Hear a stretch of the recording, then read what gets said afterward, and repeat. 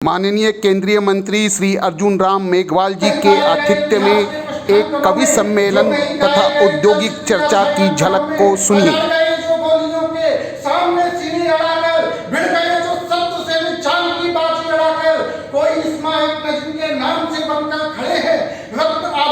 जिनके धाम की शोभा बने हैं और चढ़ गए जो फांसियों पर हाल मोती का समझकर मरते मरते भी कहा जयगान भारत का अधम पर मैं उन्हीं की सोने का था आज गाना चाहता हूँ जो बुझ गई है आज उसको फिर जलाना चाहता हूँ। जो आज आपने एक नया इतिहास फिर से बना दिया और वर्षों से सो गया था स्वाभिमान देश का जो उसे पूरे जोश और खरोश से जगा दिया।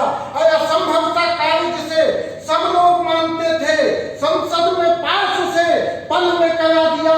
दो विधान दो निशान दो प्रधान तोड़कर भारत के भारत के कलंक को मिटा दिया। आस्तीन के सांपों के विष की ताकत को तोला है किया मौन व्रत धारण अब अधरों को खोला है किया मौन व्रत धारण अब अधरों को खोला है। निर्णय की हुंकार शत्रु के कदमों से खिसकी धरती सिंहासन इस बार लगा सिंहों की भाषा बोला है।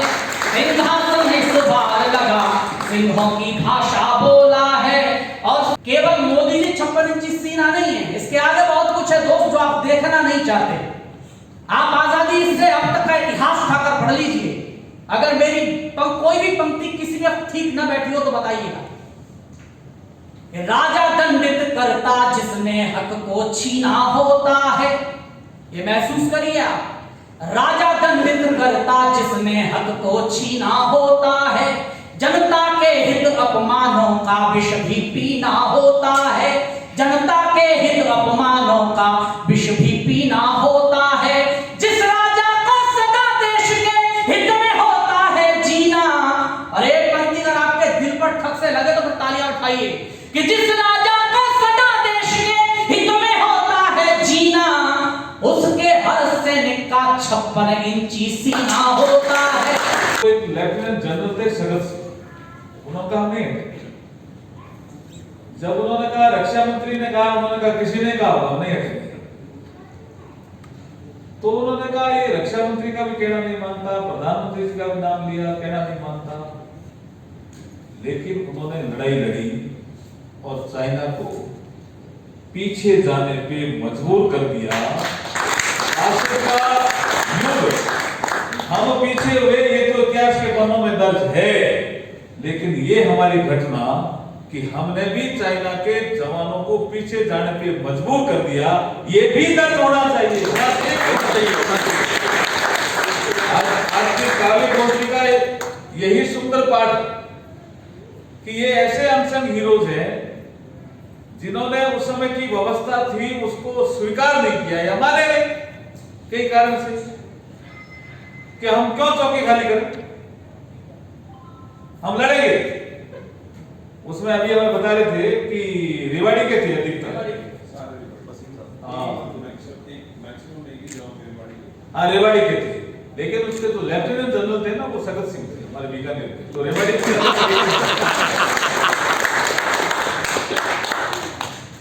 बाद में जाके उनका प्रमोशन पता नहीं क्या क्या रोका करा, मतलब कुछ नहीं, वो अमर हो गए, वो अमर हो गए। तो ऐसे अनसंग हीरोज के आजादी के अमृत महोत्सव में ये जिक्र करना है हमें। आज हम इसको हम ले भी रहे हैं इस टॉपिक को। और जैसे आपने औद्योगिक चर्चा के साथ काव्य रस रखा है, काव्य पाठ वीर रस अलग है। अभिनंदन वो MiG-21 ये फाइटर विमान, उसके पास वही था, उसके पास वही था। ये ऐसा काम था, और उधर F-16 था। ये ऐसा काम था कि जैसे किसी के पास मोटरसाइकिल हो और ट्रक में टक्कर देके उसको उड़ाना, तो ट्रक के क्या लगे, कुछ नहीं लगता, मोटरसाइकिल खराब होती। ऐसे असंभव काम को अभिनंदन ने MiG-21 से संभव कर दिया F-16 को उड़ा दिया। वाह वाह वाह वाह वाह। फिर वो गिर गया था, आपको पता नहीं एक जगह, तो वो सीमा में गिर गया। अब ये आज तक भी चिंता कर रहे हैं अमेरिका के लोग को, F-16 कैसे हमारा गिर गया, क्योंकि F-16 गिरने का मतलब भी अमेरिका गिर गया ऐसा लगता है। लेकिन गिरने के बाद वो शत्रु की सीमा में चला गया, तो उसने देखा कि मेरे आसपास ये क्या एरिया है। उसने कैसे पता लगाया कि मैं दूसरे एरिया में आ गया। उसने जय बोलने की सोची। उसने देखा मैं अगर पाकिस्तान का एरिया है, अगर पंजाब का एरिया हमारा एरिया, तो भारत माता की जय बोलेगी। तो भारत माता की जय बोली तो बोलेगी, तो लगा ये भारत वो एरिया नहीं है, तो जय माता दी बोला उसने। जय माता दी काफी बोलते हैं, कश्मीर के लोग बोलते हैं, वो बोलते हैं, वो एक आधा जय माता दी भी नहीं बोले। उसने कहा एरिया तो और है। तो उसने देखा मुझे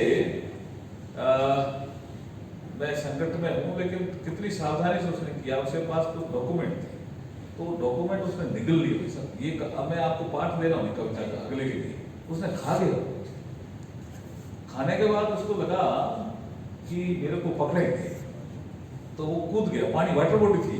अभी किसी ने कहा वाटर बॉडी बहुत खराब हो रही है, वो साफ भी रहनी चाहिए। साफ नहीं रहे तो वो कूद कैसे? वाटर बॉडी साफ रहनी चाहिए। ऐसा कोई सिस्टम करना चाहिए जिससे वाटर बॉडी साफ हो। ये हमारा सीवरेज सिस्टम उसमें क्यों जाए, कोई और तरीके से जाना चाहिए। पानी पीने के काम आए, पशुओं के काम आए, और किसी वाटर बॉडी तो साफ रहनी चाहिए। पानी कहाँ अंदर चला गया।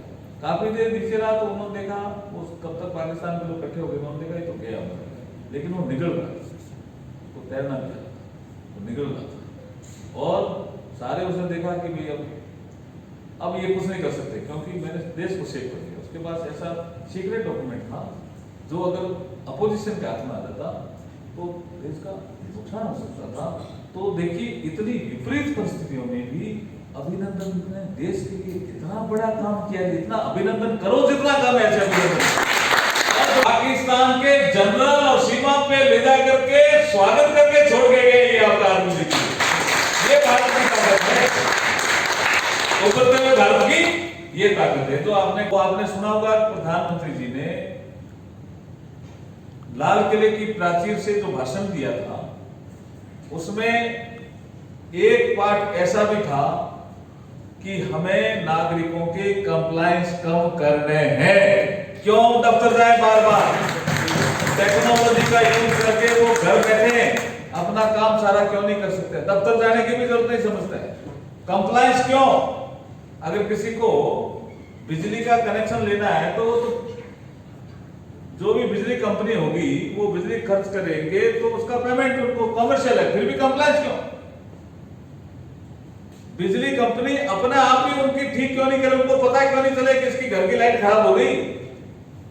उसको फोन क्यों करना पड़े कि मेरे घर की लाइट खराब है?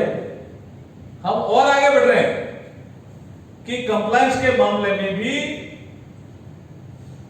जो भी सरकार के दफ्तर हैं वो टेक्नोलॉजी का प्रयोग करके ये पता लगाए कि खराबी कहां है और बिना किसी के कहे वो ठीक करें। ये व्यवस्था आनी चाहिए। में फसल खराब हो गई और वो कंप्लेंट देता है कलेक्टर को, मेरी फसल खराब होगी, मुआवजा दें। क्या जरूरत है? हम टेक्नोलॉजी का प्रयोग करके क्यों नहीं पता करें कि किस खेत में फसल खराब हुई? ये गवर्नेंस, इस दिशा में हम बढ़ रहे हैं आगे तेजी से। इस दिशा में